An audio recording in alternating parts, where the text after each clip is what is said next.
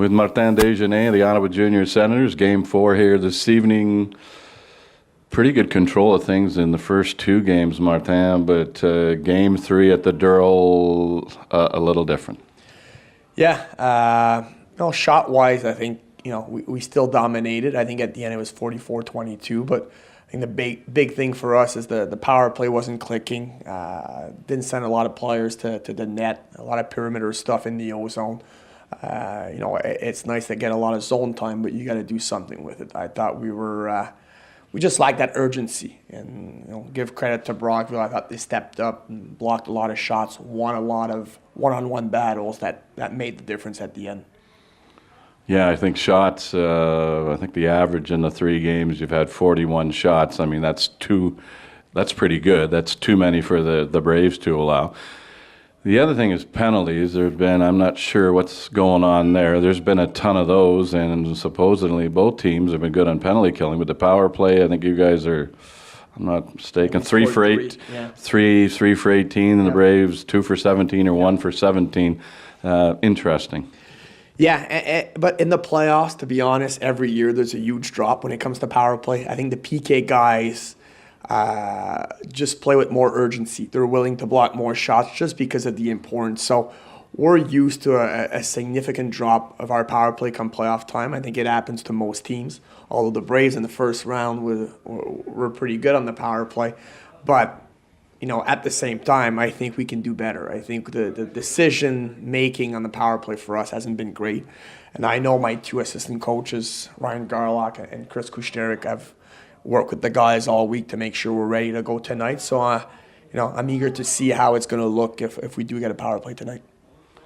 20-year-olds, I believe you got 7 of them, so you have 6. So you have to kind of rotate. Interesting enough, last game you went the goaltending route. You went to Boisvert. Yeah. Who's starting tonight? It's Connor Hicks. He's back tonight. I think win or lose Game 3, we were going back to Hicks. For us, Boisvert hasn't been a number 2 guy all year. I think he's more of a 1B. There's a small mistake in Game 3 behind his net, but other than that, he made some good saves, and the second goal they scored was a deflection. He had absolutely no chance. So we feel very comfortable when he's in nets. But again, Connor Hicks is our number 1 guy, and he's going to finish off the series. Whether he wins 1 or 2 games or loses 1 or 2 games, he's our guy. And tonight, Veillette is out, and you know what? It's probably going to be someone else tomorrow night. So that was my next question. Line combinations, do they change? Has there been injuries? I guess you're Veillette out tonight. Yeah, and we're healthy, which is we're happy about that because we had injuries all year long. Probably our worst year in terms of injuries in the last 4, since we've been here. But no, right now we're healthy, and Danny Pillon is going to take the spot of Veillette with Boulris and Walsh for tonight. Veillette will likely be back with his line mates tomorrow. But we're going game-per-game basis when it comes to the 20-year-old situation, and we feel right now that Veillette has more to offer. I know people look at stats and they, he's 6th or 7th in league scoring in the playoffs, but we just think there's another gear that he hasn't reached yet. But again, I'm not, like I said, every game we discuss as a staff, and depending on the size of the rink, depending of different factors, we look at power play, we look at PK. Every player brings something different, and it's not fun. But with Morin's injury, I think he missed 55 games this year. That's kind of why we put him on a B card, and we didn't expect him to be able to play in the playoffs. We weren't sure about his shoulder. But right now, it's he's been able to play. He's healthy. Plus, he's doing a lot of good things. So it puts us in a tough spot to have 7 guys that can help us. The good news is at the Fred Page Cup, we're allowed to use all 7.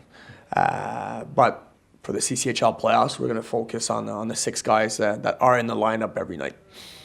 So, Martin, the Ottawa Junior Senators win tonight if? Got to go to the net. I think that's the key for us. Evenson was very average in Game 1 or 2. But I thought he was the best player on the ice for both teams in Game 3. So we did make life easy for him, but at the same time, we're going to give him credit. He made some heck of a saves too. But our job is to go to the paint area, create chaos in his crease, jump on rebounds. We're not getting a lot of odd man rush or counterattacks in this series because we're playing a lot in the O zone. So for us, if we're going to play in the O zone, we can't stay on the perimeter. We need to attack the net so we can score on the second chance shots. Thanks for doing this. As always, good luck tonight, Martin. Thanks. Martin Dagenais of the Ottawa Junior Senators.